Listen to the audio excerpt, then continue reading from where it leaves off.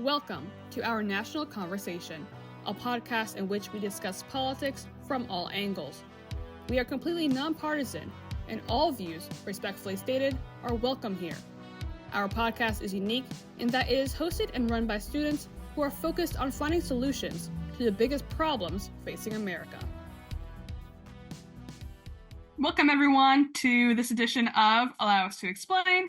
My name is Jordan, and I serve as the Director of Media here at ONC. We got a big topic to talk about today, but first, I'm going to toss it over to my partner in crime here at ONC to go introduce himself. Nathan? Hey, everyone. My name is Nate Peterson, and I am the team lead for the Historical Accuracy and Research team. Glad to be here. Thank you, Nathan. So, Nathan and I are going to be diving into the world of Super Tuesday. What is that? I'll get into that in a little second. But first, we got a full panel to go introduce you to today. So joining Nate and I today, we have Gabe, Maya, and Caesar from our wonderful core content team here at ONC. Gabe, I'll give you the floor first. Would you mind introducing yourself, please? Yes, so my name is Gabriel. I'm coming from Canada. I am a member of the core content writer team. And I am currently a moderate writer intern at ONC. Perfect. Thank you. Caesar. Hi, I'm Cesar. I'm from Chicago. I'm the progressive writer at ONC. Aside from that, yeah, that's pretty much for me. Yeah. Perfect. Thank you, Cesar. And Maya. Hello, I'm Maya. I'm from upstate New York, but I grew up in India and around a few places. And I'm now in Italy for college, and I'm one of the writers in the core content team, and it's such a pleasure to be here at ONC. Yes, well, thank you all for joining us. Maya, I'm especially jealous of you based on where you are right now. But as you can hear and see, all of us are from around the country and around the world right now, especially, which is great to see because of the topic they're talking about, which is Super Tuesday. So Super Tuesday, for those who may not be aware of what it is, it's one of the biggest times of year when it comes to the campaign cycle, where a bunch of states host their primaries and everything. We've already seen this primary season go off to a pretty strong start for some candidates. So let's kind of just dive into it and see how this can really impact not just older voters, but also younger voters, like all of us here. So to get started, would anyone else like to comment on how important Super Tuesday is overall? Well, it's a very important day because I think it's half the states who decide to vote to show who is their preferred candidate in both parties. So it's really important, I think, this day. And it's also very important to candidates who are currently losing their primaries because it's the day where it's a bit you continue or you end it because you will have so much chances passed away after that you really need to do your best at Super Tuesday right now. Absolutely. I totally understand what you're saying with that. Cesar or Maya, would you also like to weigh in on here? Yes, absolutely. From the perspective of someone who's quite, outside of the US at the moment, I think that Super Tuesday is very important both in the US and also outside, because it kind of sets the tone for what the upcoming presidential elections will look like. And for the rest of the world, the United States elections, presidential elections, are already seen as incredibly, important and a telling sign of a changing of whether it be the political sphere of the world, the social sphere of the world. And I was actually at a conference recently in where, this Norwegian professor, in a talk, we were talking about NATO and Arctic security and, energy security. And he said, I really hope, he said, hopefully former President Donald Trump, because we were talking about, NATO and how the US is such a key player in NATO and how, Trump's issues with NATO caused actually various security issues with the rest of the world and other NATO players. So I think it's incredibly important, and also for voters in the US because they are influenced by, polls and who they see could be winning. Donald Trump is ahead of Nikki Haley by a lot. And I think that definitely says something. Yeah, so I agree with what everyone's pretty much saying. Like Super Tuesday traditionally is kind of the gateway to like find out who will probably be the candidates um in November, but this year's interesting because yeah, we talked about how Nikki Haley's really behind and then Trump's really ahead. So it's interesting from a voter standpoint. I will probably discuss this later about how it's very people feel very limited right now, right, by the choices versus like in the 2020 election we had in the Democratic election we had Bernie and Biden. There's a lot of options, which made it really important. So this I Super Tuesday is more going to be symbolic, I think, more in the long term than um a literal like decision is made. I think like I don't know, maybe Nikki Haley quits because she loses everything, but it could also just be more of like a symbolistic time this year around than prior uh elections. What's interesting about Super Tuesday, as Caesar was mentioning, is that there's 15 states that are actually going to be voting. So there's going to be 15 of the 50 that are voting, and more than a third in both the Republican and Democratic primaries of the delegates are going to be issued. And so it's such a big piece because of that. So one third of the overall delegates, and neither Trump nor Biden were both leading their the races in their parties can actually clinch to get to that halfway mark, but they can get very close. And so it's such an important piece because it's going to basically color the rest of the primary season, as has been mentioned already. If Nikki Haley does not do very well at all, there's virtually zero chance of her catching up to Trump and overtaking him. Conversely, you have Biden, who's essentially running unopposed and is likely going to win. But I want to transition to what Gen Z, what you all think about the candidates. So we have Trump, who is, I believe, 77, Biden, who's 81, 82. How does that factor into your choice when you're looking at it as someone who is, in their early 20s, late, 18, 19? How does that factor into your choice of who you want to vote for? And yeah, what does that make you feel like being 60 years younger than the candidates? Um, Caesar, do you want to take that first stab at it? Yeah, sure. Personally, I think it's not great because I get the idea of wisdom, and they say as you grow older, you get more wisdom, right? But looking at not, I don't think it's people have argued against it is because they're ageist or anything. I think it's just a factor of as you get older, you're more prone to mental illnesses that affect your cognitive ability, and so I think that's why people are resistant to it. And also, I think we have different views. I think as people get older, they have different views, and so like for example, I'm writing about Supreme Court today, and I was looking at maybe like climate change or abortion rights, and so it's like interesting how a lot of older people feel a certain way about certain policies and versus other groups, right? So like young people are very for the environment, but older groups may not care as much, even though they're not the ones that are going to have to take the burden of it in the future. So I think that's where it's the more philosophical, maybe personal reason why people are against it. Having both our candidates being above 75, like above 77, which is, I mean, oldest presidents, I think. I don't know, you can check that, you're a historical guy. But I think that's kind of what is the problem, is that we don't feel like we're being represented by, at least in that sense. But yeah. Yeah. No, you're exactly right. They are. I mean, Biden's the oldest president now. He will continue to be, or Trump will be there right with him if he gets elected again as well. So, but I think you're spot on where that it depends on how you view the issue. So, being younger, you're going to have a different perspective, and so it doesn't mean that you are, ageist or discriminatory against a certain age group because you want somebody that has more of your perspective. So, I think that's totally valid. Mm. Gabriel, what do you think, man? Yeah, well, Caesar brought a great point when he was talking about wisdom, but both presidents have a lot of experience, life experience, especially Joe Biden being a senator for so many decades, especially in international relations. But when we are looking at them in the primaries, in their own competition, sometimes they seem a bit confused.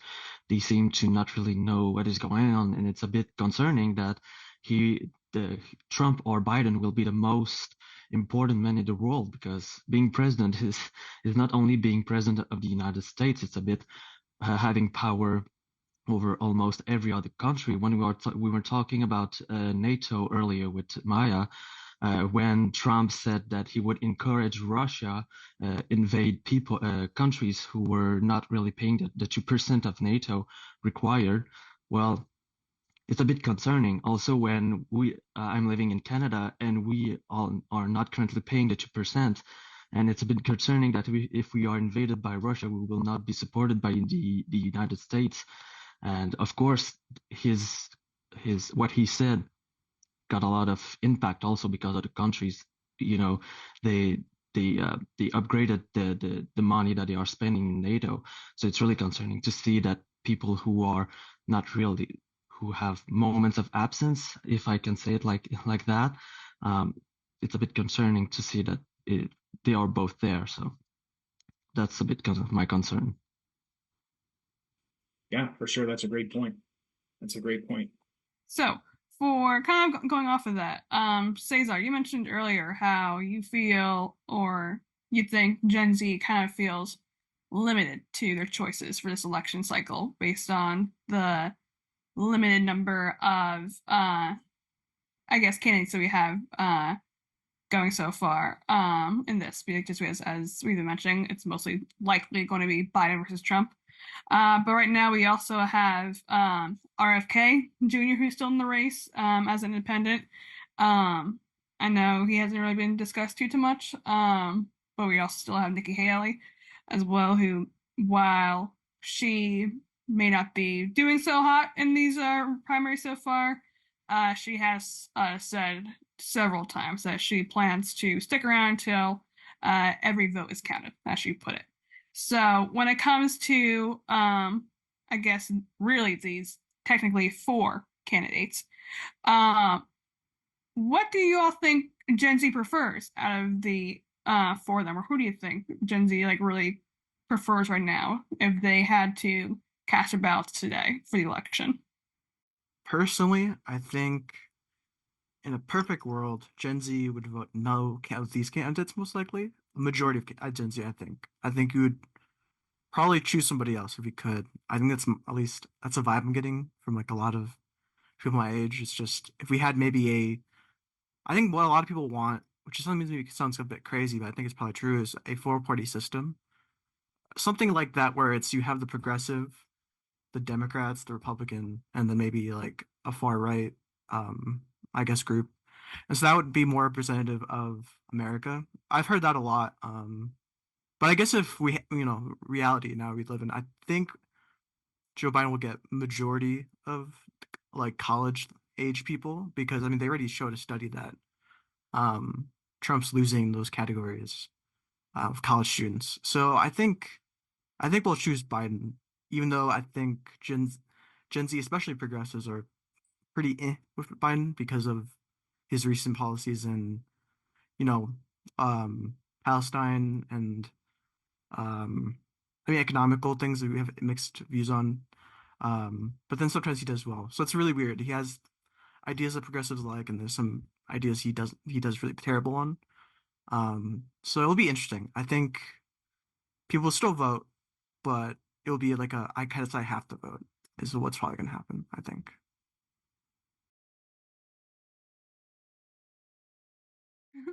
I was gonna say, I think you're also spot on with that because I think that was something that we saw in the last election as well.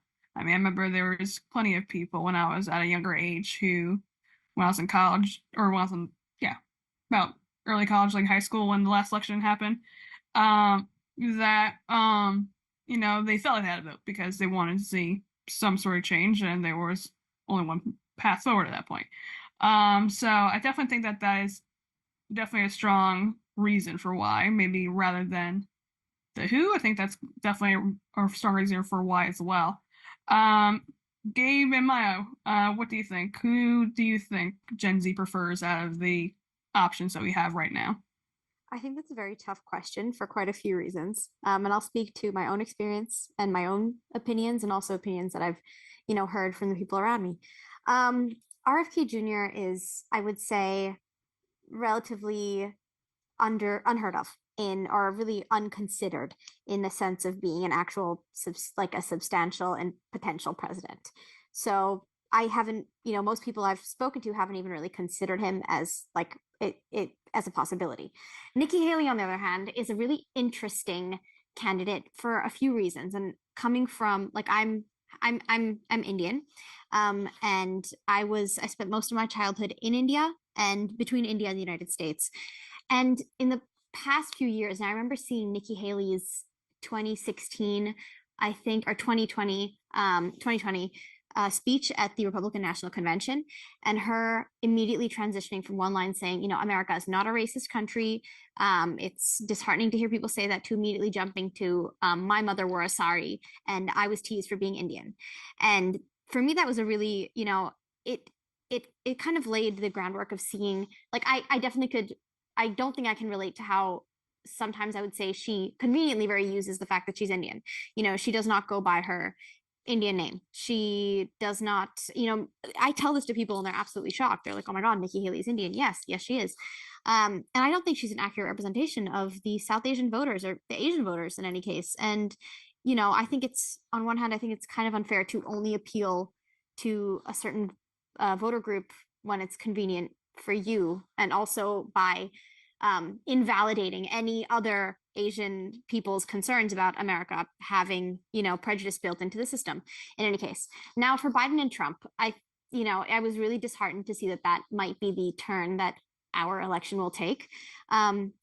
For quite a few reasons. I remember when the elections back in 2020 were happening, and I was not old enough to vote back then.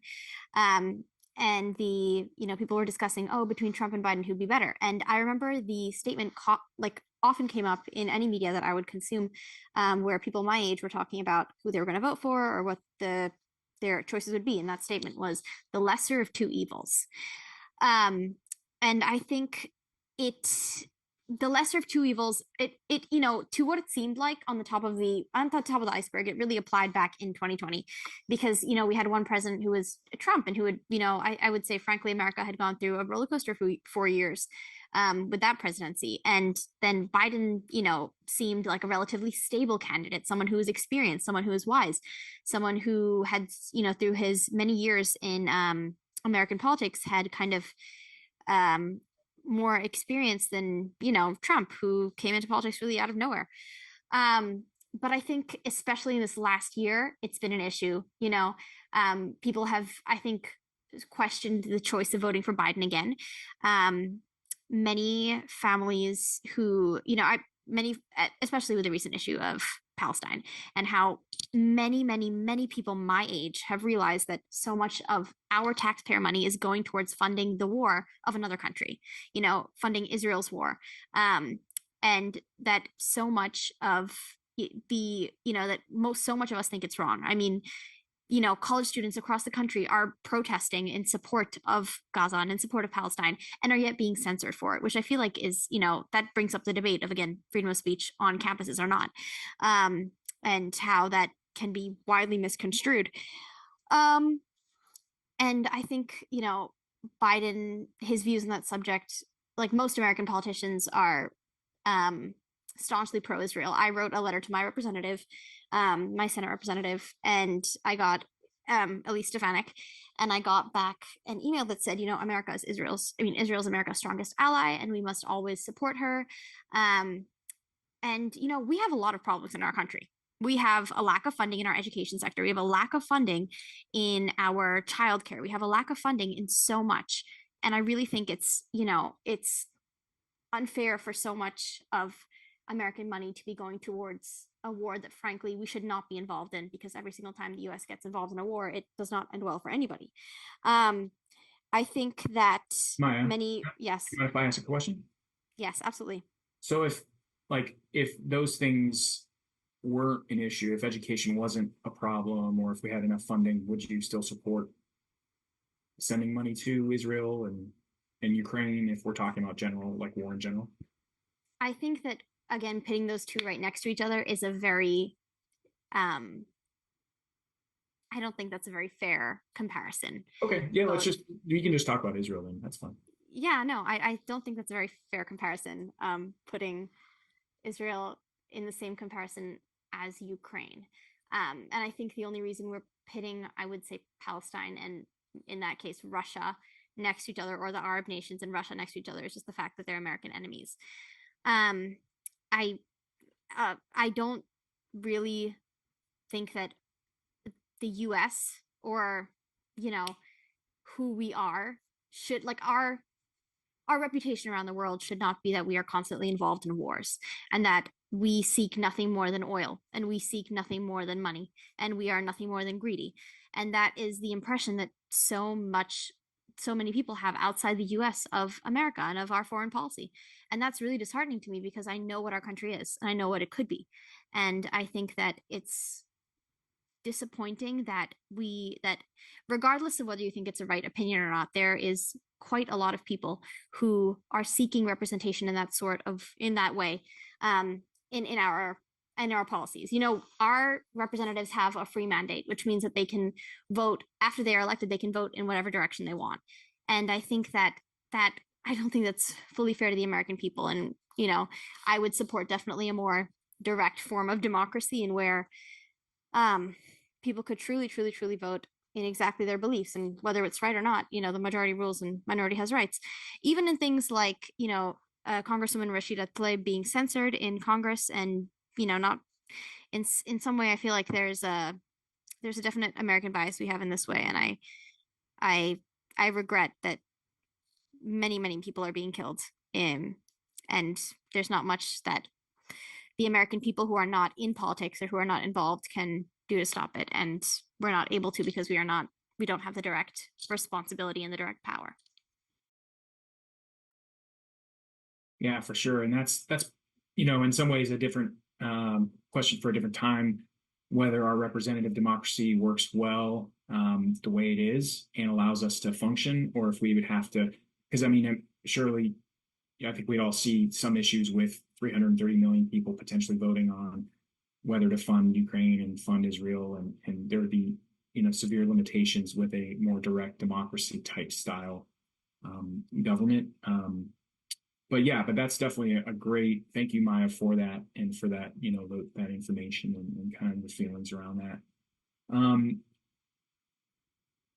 Let's see who else. Gabriel, what are your thoughts on kind of who prefers excuse me, who prefers who? And I do want to throw in one of the studies that this was from three months ago, but a poll came out saying that Kennedy in 6 or 7 of the battleground states was actually the most popular with Gen Z over Biden and Trump. Like, what are your thoughts on that? Well, I think it's a valuable reason. Kennedy is also an environmental lawyer who previously worked to protect environment. So I think that rings a bell a lot to the younger people, because the climate changes is a more important issue, as I can say, or is a more significant issue from Gen Z to other generations. So I think that's a valuable point that Robert Kennedy Jr., sorry, I'm forgetting his name, but has for Gen Z. Also, he's not particularly younger than the other candidates, but he's still a bit younger, and he appeals because when in the 2020 election, it was a bit like a do or die election. We were in the middle of a pandemic, so it was really important, an important election. And it was really like, you got to vote for them or you got to vote for them. And the Gen Z generation really voted a lot at this election. The number of votes rose for both parties, from Democratic Party or the Republican Party. So I think getting into another exactly same situation election 4 years later, it's a bit depressing, as I can say it. And if RFK Jr. can come back and say, well, I can be an alternative, well, it's better for them, of course. And so I think that can explain why RFK Jr. is getting more popular there. And he surprised a bit, I think, everyone when he did his ad during the Super Bowl when it passed. I think it surprised a lot of people. And even though I think it passed only one or two times, but people started talking about him. So I think that can be it was a great move for him to win more votes in the upcoming election. Yeah, no, those are great thoughts, and his stance on the environment is definitely, I think, as you mentioned, something that is appealing to younger voters because obviously how the climate does in 50 years is more important to somebody who's 20 than somebody who's 60 or 70, right? So that totally makes sense. Kind of want to shift gears now more towards the economy, and obviously there's a lot in the news right now. There's kind of a disconnect. So the economy seems to be doing great. We have low unemployment. It's like 3.7%, I think. Our interest rates are higher than they have been in the last decade or so, but historically, it's pretty normal around the 5% mark. Our inflation has come down from highs of around 9% to it's I think in a little over 3% right now, and potentially coming down a little more. Stock markets today even going to new heights. So I know the Nasdaq and I think all three indexes, the S&P, the Nasdaq, and the Dow, are all at all-time highs. Right. So you have all of these indicators showing that the economy should be running on all cylinders, and but there's a disconnect because voters and people just don't feel that. People don't feel the hope of a better job and more income. There's a real weariness about it. What does Gen Z feel about the economy? Are you guys hopeful? Are you pessimistic? Do you see the economy and the hope of kind of advancement and gain? Is that the American dream that you all see? Like, what are your thoughts, Frank? Let's go back to you to start with.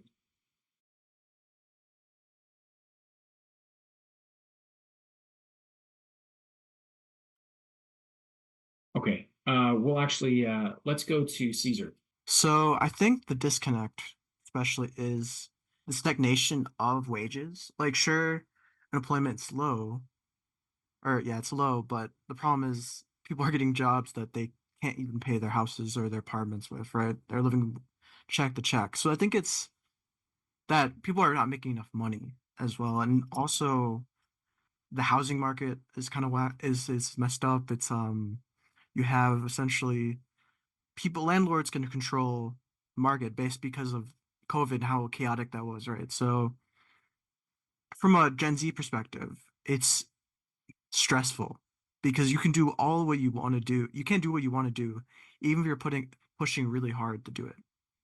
And I think that's why there's a resentment between Gen Z and Boomers sometimes because there is they got to do a lot of things on lower wages because the houses would cost maybe like a couple $1,000s or maybe 10K 20K, right? Now it's like 300K for a house, and then you could maybe work on a retail store and make. So there's a lot of I think livability is just the worst for Gen Z, and so I think that's why we don't feel it.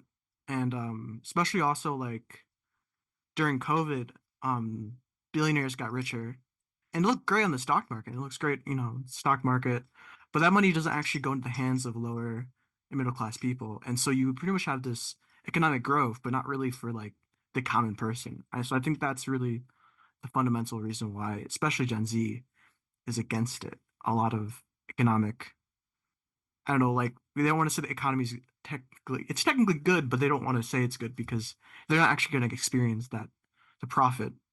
So I think that's fundamentally um, why Gen Z is kind of indifferent, I guess, or maybe even Okay. negative about it. So yeah.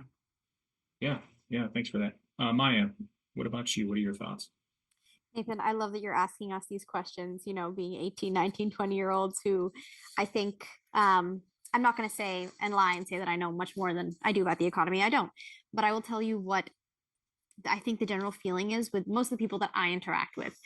And I think that Gen Z, in any case, is feeling, I would say, very, very, very pessimistic about our economical futures, due to reasons like, I mean, I was reading a report from Atom, which I think, provides like real estate data, and like what was it, 99% of homes, um, like, quote unquote, the average American would not be able to afford a single family home in, I think, 99% of American counties. Well, according to Atom, again, I'm 18. What do I know? But I think that in general, we are a bit pessimistic. And yes, what Caesar was saying is that wages have not really risen, or, compensation for work is in labor has not really, gone up, and many people are not getting compensated adequately.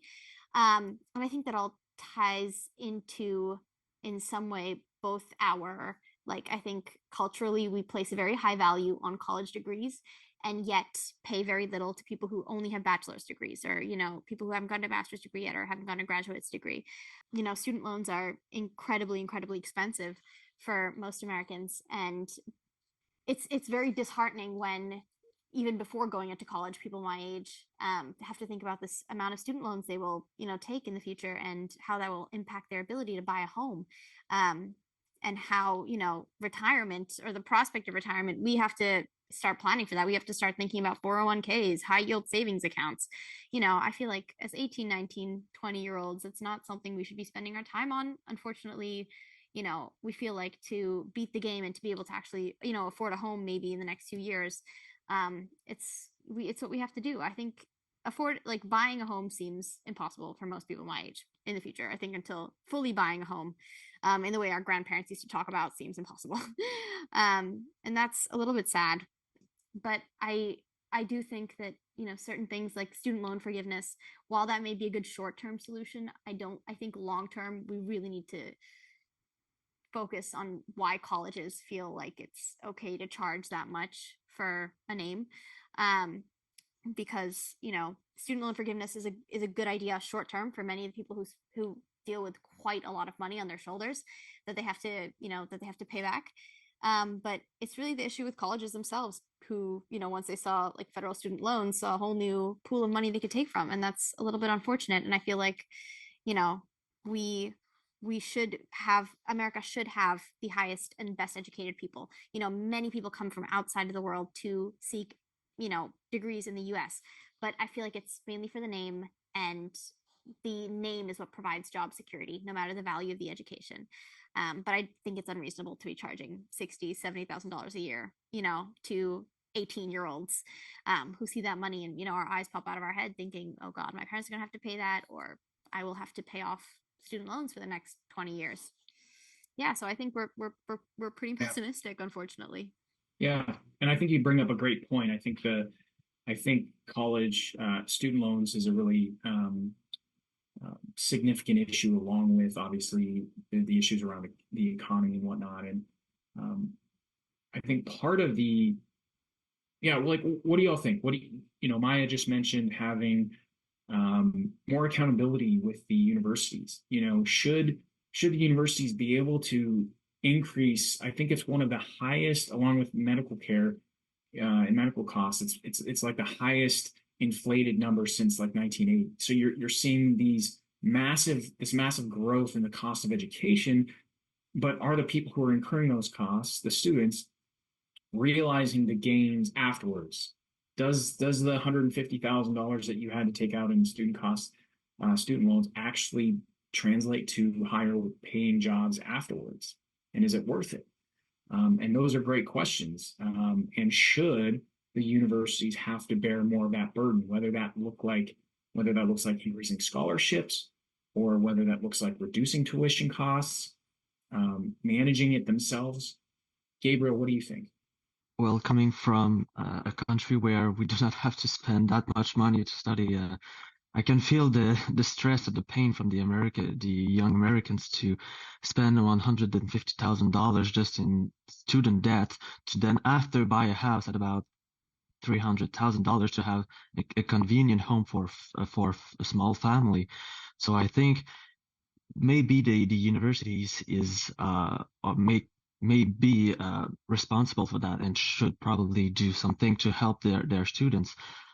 But at the same time, it's a bit like private companies. So what should be done? What are the rules that should be made and everything? I think that's a more complicated avenue, and I'm not really specialized in education, so I cannot really say the best solutions that would be. But there should be at least a debate about that, because education helps people have greater job, have greater knowledge, and then the society can evolve better, can do better jobs, can have maybe a better economy too. So I think there's this part that needs to be done, to be taken into account, that the aftermath, what the knowledge can give to the other people, so that the society in a whole can be better. I think that should be also something that can need to be considered in that issue. Yeah, that's great. And so one of the things tying this back to the election is President Biden has essentially waived and forgiven billions of dollars of student debt. One of the problems that I've heard that's been presented on student loan debt is that the universities don't have any incentive to reduce their tuition, because federal student loans are so easy to get. There's no need to make sure that the investment of giving that student this money will actually be returned in the future, because the idea is that if a private bank or whatever is giving a student loan, they're expecting that money to be paid back, because they're going to go get a degree that's going to then allow them to earn more money, which then provides them the ability to pay it back. But if we're giving out these loans and that's not happening, and so then we're having to forgive or whatnot, it kind of defeats the purpose in the sense of like why these loans are being given out. But it also doesn't incentivize the universities to do anything about it. And so, Caesar, if you had, what do you think about if the federal government made student loans more restrictive? Do you think would that be a good thing, in the sense that not as many people get to have student loans, but the idea of not as much money getting out there that might either get defaulted on or not paid back in the future is worth it? What do you think? So because I don't know if forgiving is even a good idea. And it's a short-term solution. It's great. We kind of have to do it, right? But the fundamental problem is the colleges have become almost their own mini monopolies, and where students are pretty much forced to pay 120K to go to school, which 50 years ago they wouldn't, right? So we forgive money. It's still going to be a future problem. So I don't know if restricting the loans would change anything. I mean, I think it's a good idea in theory, but it could. I don't know. I don't have experience, I guess, as much with this. Um, I haven't heard that about that idea of the federal loan idea, but I think um, I've seen the opposite, because at my school this year we had the longest strike in higher education, because pretty much my school is known to give a lot of scholarships, and they've been doing that for like a decade or two. And now the school literally can't pay. It lost money because it was giving students money, and then they would leave, and they would default. So it hurts private schools, especially. And then also, I think when it comes to what the future of colleges look like, it's not stable, because in 5 years, I've read a study that students pretty much the next generation will decrease, right? So we're going to finally hit that population degrowth. That's pretty much based on people having less kids. And so the next generation, in like 5, 6 years, when they go to college, they will realize what happened to our generation. So people are predicting that it's going to be less students going to college because of money, just less people in general. So I think colleges have to start thinking about, in general, how they run their schools, because it's unstable, and they can't keep doing this, because it's going to get worse. And I mean, there's what, trillions of dollars is the U.S. debt, student debt. That's only going to grow. if people keep inflating it. So I think we need a whole reform of the college system, whether that be targeting schools and actually restricting how much they make students pay because it's just unstable. I think doing the thing with the federal loan is kind of dangerous because it puts students at risk because there's colleges who will say, hey, you know what, we can make benefits from different ways, and then they'll just not pay the students. And so it's this kind of this dangerous thing, at least I think. I think it's better to reform the college system, tuition system, rather than play this game of will they, fix it themselves. And so I think that's why I would rather just find a different alternative solution than the loan restriction because it could hurt students as well. So that's my opinion on that. Yeah, I think you're onto something because I just saw a study the other day that said more students in high school are turning their attention to trade school rather than getting a college degree because they want to get, the certification that's needed quicker in order to make money quicker, actually start supporting themselves and actually having their own life. And something that I believe you and Maya were also bringing up earlier was the cost of living nowadays and actually being able to afford your own place. Um, and so with that, I just saw a new study that came out not that long ago looking at the recent census numbers. And it showed how about 45% of young people between the ages of 18 and 29, so this is not just Gen Z, this is also now millennials as well, getting into the mix, who still live at home with their parents because they simply cannot afford to move out on their own. Or they can't afford the high rent prices and everything that. So with student loans, with this cost of living crisis that we're seeing, and inflation, what are your priorities when it comes to the economy, and what would you like to see addressed by whoever the next president is going to be when they get elected, whether it's Biden again, whether it's Trump, or whether it's RFK Jr.? What are some of the priorities that you want to see addressed when it comes to helping you be able to actually have enough money to live the life that you want to live without having to be forced or constrained by some of the factors that we're already being constrained by right now? I think that my primary concern would honestly be college tuition and healthcare, because those are things that directly impact people's lives in the long run, and colleges in the United States, they're not selling really an education. It's an experience. And many people ask me all the time, I'm the only American in my program, and people say, oh, why did you decide to leave the United States and come here? And I thought, funny enough to say, but it was actually more valuable for me to leave the country and go to a completely different one and set up shop in a completely different country, than stay in the US where I would have had to pay, upwards of $30,000, $40,000. And, I'm an older sibling. I have a younger brother, and he's like 1 or 2 years younger. He's 2 years younger than me in age. And I knew that there would be a time where my parents would be having to pay double that tuition for 2 kids. And I just didn't feel comfortable with that. While living here, I it's a valuable education, for what it's worth. So our biggest priorities in economically are definitely, I think, college tuition. And Nathan, I was really thinking about the way, what you were asking, if stopping federal student loans would be a good way to get colleges to kind of understand. But I think that there may be a few admission cycles gaps in colleges really getting or understanding, if there's no federal student loans, it's not like, the very next admission cycle, they would say, okay, we're drastically reducing our cost of tuition and our cost of attendance.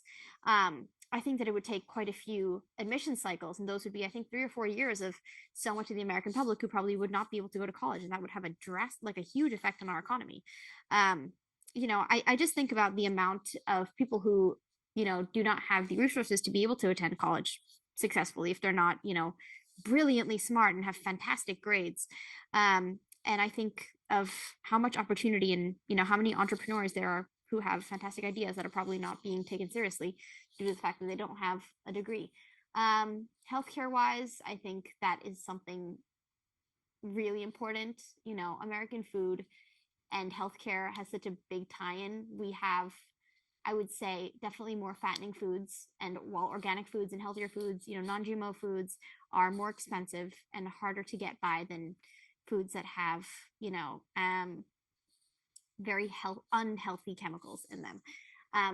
To couple with that, I think and not that I think, I know our healthcare is ridiculously expensive, and it's incredibly hard to deal with being in an emergency or being in a medical emergency. I see, I'm sure many Gen Zers see Instagram posts all the time of, Americans cooking, and then there'll be many people from other countries commenting underneath and saying Americans eat like they have free healthcare.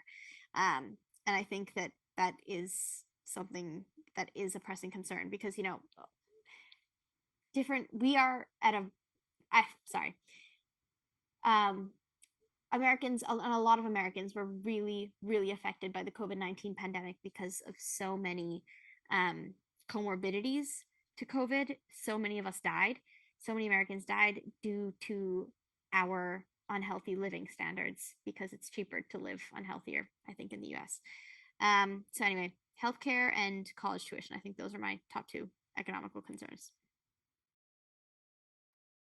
Yeah, I think those are very big points to bring up when it comes to that. I think, especially healthcare nowadays as well. I think we've also been seeing more concerns with that, especially with the rising premiums and health insurance costs for that. To Gabe, that question then. Well, I think the cost of living is also really important because the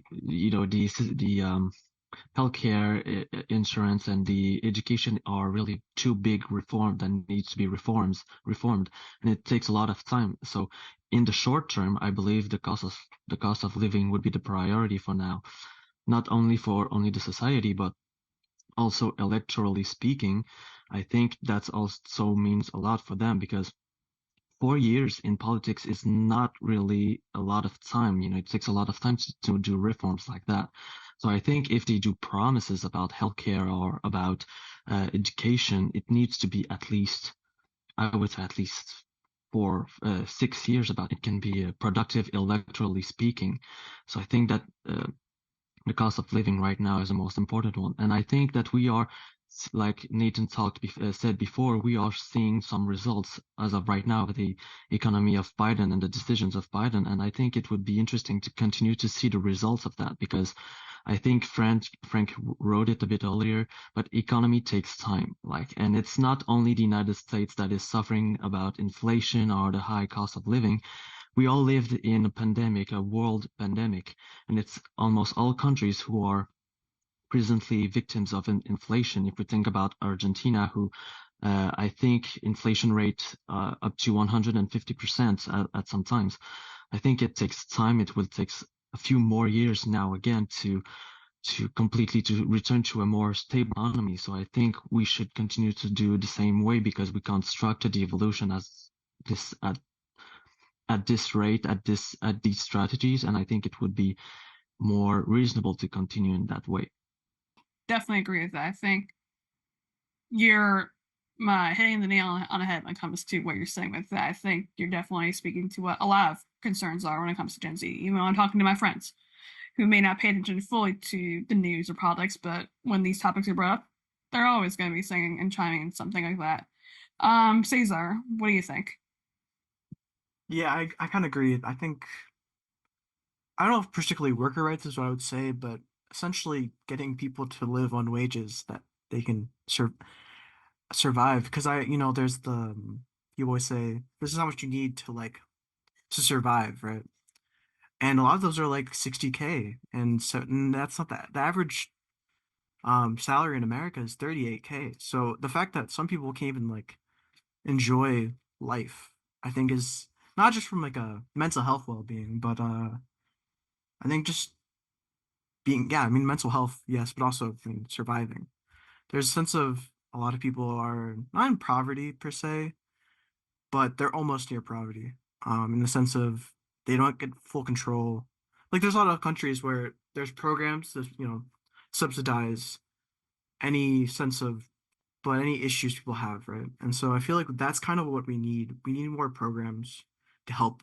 Like I live in by Chicago, and I see so many poor people, and it's interesting because 10 years ago we had a lot more healthcare systems that were meant to help people in poverty.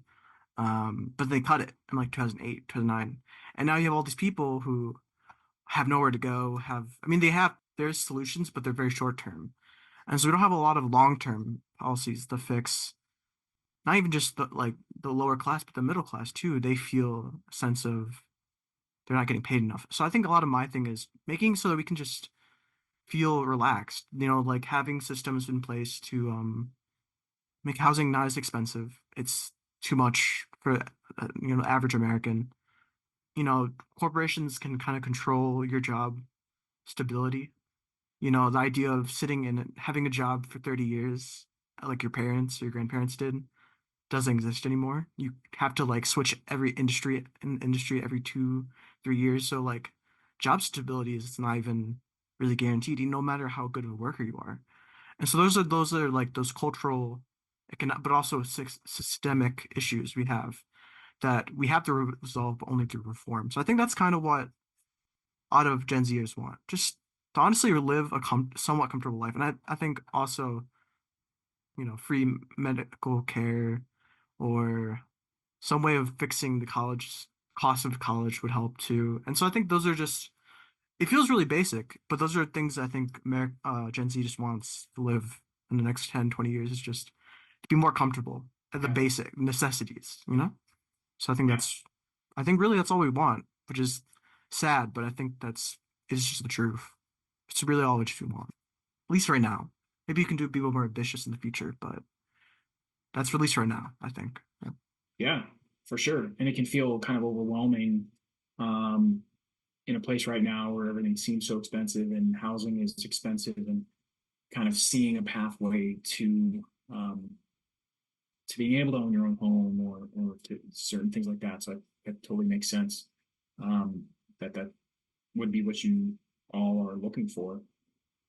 I want to shift gears right now towards foreign policy. Maya kind of touched on it earlier, but I want to come back to Israel and Palestine, and then we'll touch on Ukraine and Russia as well a bit after that. But we see a significant support for Palestinians and Hamas as well on college campuses. And um, the question is, or I guess to go into that, in late October, there was a Harvard Harris poll that had Gen Z support of Hamas at 52% versus 48% for Israel. And yet, in the same poll, 64% of Gen Z identified Hamas as a terrorist group. And so, some of the questions around this are why is there support for Hamas, which nothing is well, it doesn't seem like it's disputed on what they did on October 7th. There's plenty of video there of the of the attack and the killings, and then obviously nobody's arguing that they took civilians kidnapped and are holding them as hostages. And yet there's a significant group that supports Hamas, and I know there's going to be some conversation and disagreement or over Palestinians and Hamas. And in your conversation, in your response, you can always, do you see them as the same thing? Are they different? How would you kind of identify that?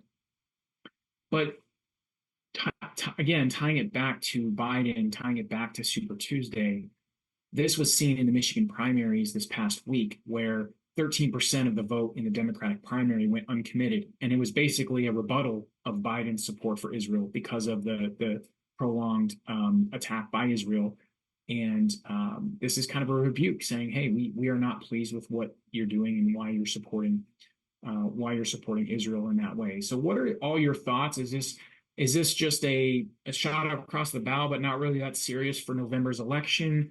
Should Biden take this seriously? And a significant portion of potentially Gen Z / Democratic voters might not support him. What do y'all think? Maya, why don't you take a stab at it? Thanks, Nathan. Um, I think that I will start with college students and their opinions of, you said Hamas. It's very important to, and I know you said that in our topics in our responses, we can differentiate between this, but Hamas and Palestinians, Hamas is not a Palestinian identity. Hamas is not a nationality. Hamas is not every single one of Palestinians. I think, first of all, we need to recognize what we Americans commonly see or commonly brand as terrorists. And that our opinion of, we call, after American experiences with 9/11, it's much more likely that we will call someone who's Arab a terrorist versus someone who is Belarusian or someone who's, Russian, we have there's a significant US media bias and US bias in total towards, labeling Arabs and anybody who's pretty much from the Middle East, North Africa region, or even beyond that, as terrorists. Where do I start? As for Hamas, let me start with Palestine. I have known and I've spoken to since in the last 5-6 years before what happened on October 7th, I've spoken to many people who have always really supported Palestine's right to sovereignty and Palestine's right to self-determination, and who have spoken out against Israeli atrocities and human rights violations, settler colonialism in the past 70 plus years, who've spoken about, this is not a new topic, although mainstream wise, many people my age have recently discovered or have paid attention to what has been going on there. There are many people who have been thinking about this and who have been working on solutions for years. Most for Hamas, I would say, and this is what I know, is that resistance is not born out of nowhere, and hate is not born out of nowhere. Violence is not born out of an empty, it's not born out in empty conditions, and that violence does come from oppression.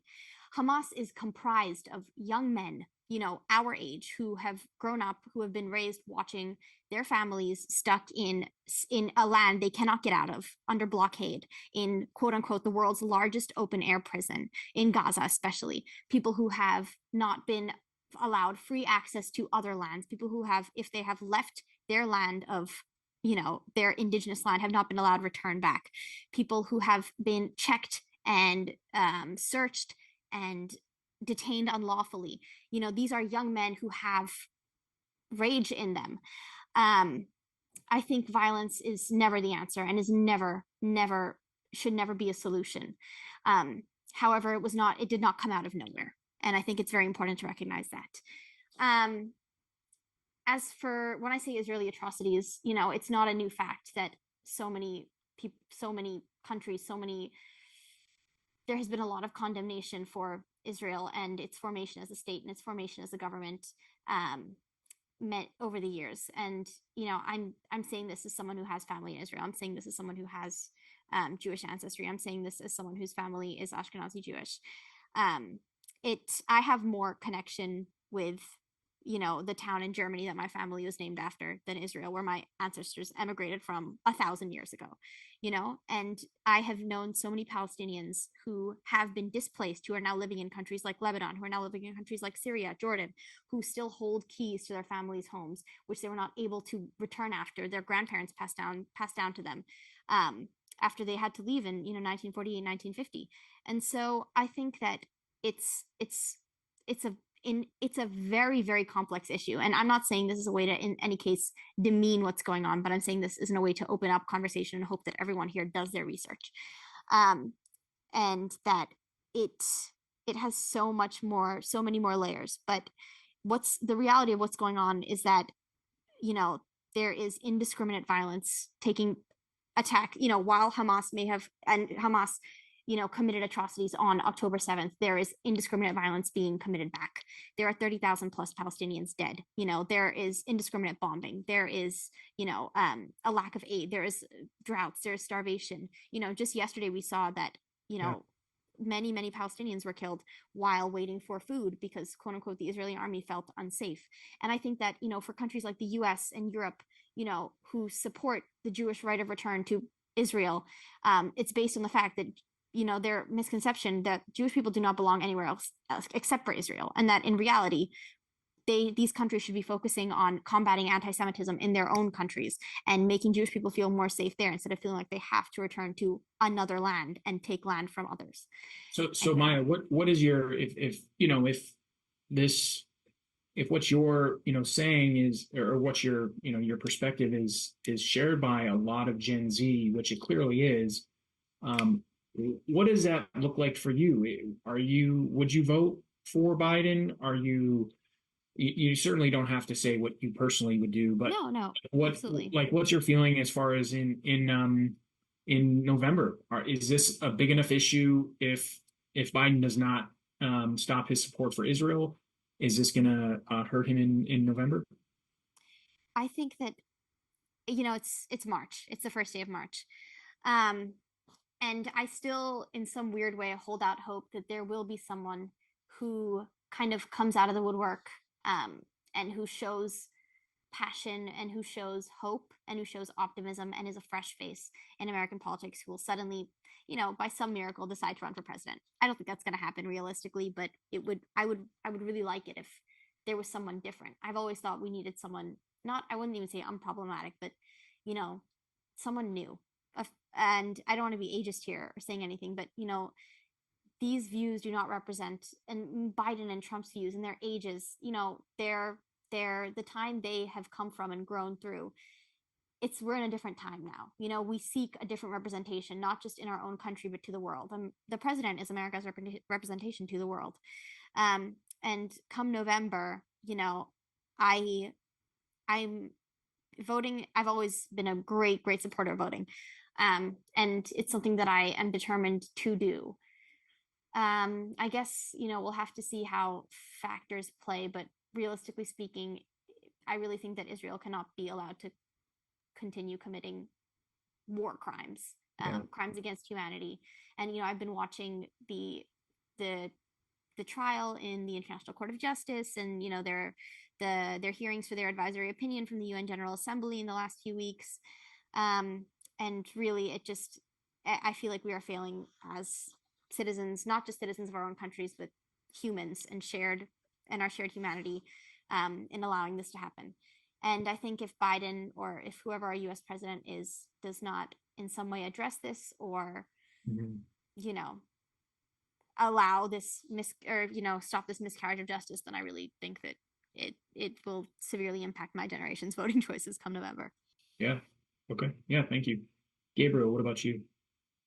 Yeah, I think if I'm in the place of Biden, I think he's really in a dilemma here because, yes, the Democrats are more inclined to support, by example, Hamas or Palestine, which are two distinctive, like Maya said, distinctive things. But at the same time, he's the president of the United States. He's not president of the Democratic Party. So we know that Republicans are more in favor for Israel. So he needs to still serve these people too. He's not serving only his party. And we are really close to an election, and it's really a polarizing issue in a polarized election where he needs to find somehow a compromise, not necessarily all the way supporting Palestine, but not all the way supporting what Israel is doing right now. So he's kind of stuck between two chairs, if I can say it. And it's a really difficult place. I think he starts to talk about a two-state solution, but it's really difficult with Netanyahu decisions and discourse where he says that Hamas needs to be dismantled, needs to be abolished, but he's not. It doesn't look like he's really about trying to abolish only Hamas, but all Palestinians, because yes, Hamas in the beginnings of 2000s was elected by the Palestinian population, but the democracy that was in Palestine at that time is far different from today. So I think there are no elections held in Palestine since 2006. So it's really a long time ago before there was an election. So when people are saying, well, Hamas is representing Palestine, so it's the same thing, I strongly disagree with that, because there is a far big difference between these two things. Yeah, thank you for that. Caesar, what about you? So I'm pretty pro-Palestinian, I'll just be upfront, because I've like looked at the conflict for years, and I always knew that Hamas and Palestine were totally two separate things, but way before October 7th. And I think what's really misleading is that people say, "Oh, they voted for them," but they were, since the you can argue since 1950 that the Palestinian people have been essentially in a form of apartheid. It's only gotten worse, and so they kind of had no choice to vote Hamas. And the reality is, they kind of were misled to, think they were one way when they were really gonna, be this way, right? So I think what's going on and now is just honestly just a repercussion of U.S. imperialism and just a lot of imperialism in the world in general. Um, because when you pretty much prosecute and dehumanize a group of people, it is likely that people will get angry. And when people get angry, they will become, kind of Maya said, like, they'll get maybe possibly violent, right? So they're a terrorist organization. I think even people who support Palestine, right, agree that Hamas is a terrorist organization, right? But in a way, it's not that we agree with them and that we think what they did was a good thing. Most Palestinian supporters will say that what they did on October 7th was like it was a war crime, right? It was horrible. But we're not surprised because for the last 20 years they've, made Palestine essentially a prison, right? As like Maya said. And um I mean they could before October 7th, they would restrict food. Israel had the power and in Gaza to restrict food resources coming in. They could turn off electricity, water. You couldn't leave the city without um, intense security. In the West Bank, people could die, get murdered by settlers, and there would never be any prosecution. It was just they got away with it. So there's a sense of dehumanization that's been happening in the region for so long that now that people are saying it's a sense of defense, it feels like just an excuse to essentially commit war crimes against a group of people that against a I guess a rival group, right? I guess in that way, it's people they're not they don't like each other sometimes, but the reality is it's I think the conflict is complex by nature because there's a lot of elements to it, but I don't think what's happening right now is complex. I think it's just we're seeing um almost I mean South Africa put it at, said they're committing genocide and they already knew that they already called them they already said they committed apartheid for years. So there's a lot of negative press, I guess. Yeah. That I could yeah. And I think that's why Gen Z in general and college students are against that. And I don't know if Biden will take the brunt of all that, but I think come election, if he hasn't made any called for a ceasefire, especially because I've heard that they're thinking maybe after what they did yesterday at the food supply. Mm-hmm. But I don't know because the sad reality is Trump is actually way more pro-Israel, and he has said he's agreed with the prime ministers who have said like terrible, dehumanizing things about Palestinian people and how Yeah. they should be treated differently, how they should be killed and be Yeah. wiped off the map. And so I think at the end of the day, Gen Z has to realize, yeah, we're probably screwed both ways. But I think they might go lean towards Biden just because it's literally the only choice they have, or choose somebody who's way more organized, who agrees more with Israel's more extreme policies. And so I think that's the difference. Yeah. But yeah, that's to say, yeah, it's really rough. It's really Yeah. sad. No, I Yeah. appreciate that. Go ahead, Jordan. Yeah, I was going to say, I think you're bringing up a lot of good points with that. I think this is also kind of circling back to what I believe it was Maya or Gabe, or actually maybe you, Cesar, who said that when it comes to choosing between these candidates that we have right now, it's almost choosing, the lesser of the two evils. Like that's what someone compared this to. And so just kind of like wrap up kind of this dialogue and kind of conclude our conversation here. What does a candidate need to do in order to get more young people on their side? I know you've spoken about RFK's environmental stance. We've spoken about Biden. What else needs to happen? And in your quick opinion on that, like about a minute at the end, because I know we're kind of a little down time right now. But just kind of go off of that. What do you think does someone need to do in order to get your vote? And I can open that up to anyone who wants to go first. I think they would need to show a little bit of dynamism, um, the ability to think, objectively, and a commitment to human rights and humanity, just in general, because I think we have a great power in the as the United States. We are, I would say, one of the most powerful countries in the world, and for so many aspects and so many reasons we are. But I think we need to live up to the standard that we set and to our potential. And I would like a president who represents that. Absolutely understood. Gabe or Cesar? I can say that maybe the next president should be a bit more open to compromise to discuss with the other party, because I think that's one of the main problems of American democracy right now, is that they quickly go to insult each other. And I think we'll if we have a presidential debate in 2024, I just hope it won't be like the last one in 2020 when the two candidates are insulting each other and are so desperate from the other one. So I think just keep their head high and just try to find compromises for both parties. Yeah, I agree. I think we need a president who has to approach through morality and human rights. I think that's what a lot of people want, just to feel comfortable living in America.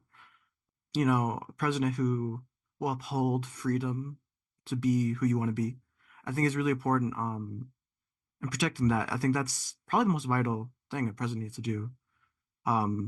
Is just to make the American people feel happy about being American and actually being proud to be one through not maybe traditional views, but how they actually feel, right? So yeah, I think that's my opinion about that. I think that's a great way to conclude this, the way you just said. I think an American president who makes Americans feel happy and I think proud to be Americans, I think that's definitely something that I feel like a lot of voters, especially the Gen Z, as much as we've been talking today in our conversations and conversations outside of this podcast, have really been wanting to feel again, I think, when it comes to their leaders and everything like that. So I think that is a great way to kind of wrap up this conversation. So I just want to thank Gabe, Cesar, and Maya for taking part in this podcast. It was definitely a very insightful one, and I think it definitely a needed one, especially when it comes to our Gen Z, since I don't think a lot of us get to be heard too much on a platform like this when it comes to topics like this. Nate, any last words for you, my wonderful co-host? It was a great discussion, and I love the back and forth that we can have these conversations and even present, countering views, but in a respectful way. And hopefully we all learn something as well. It's good. Absolutely. So I just want to thank you all again for listening to this, and also thanking our viewers at home for listening to this as well.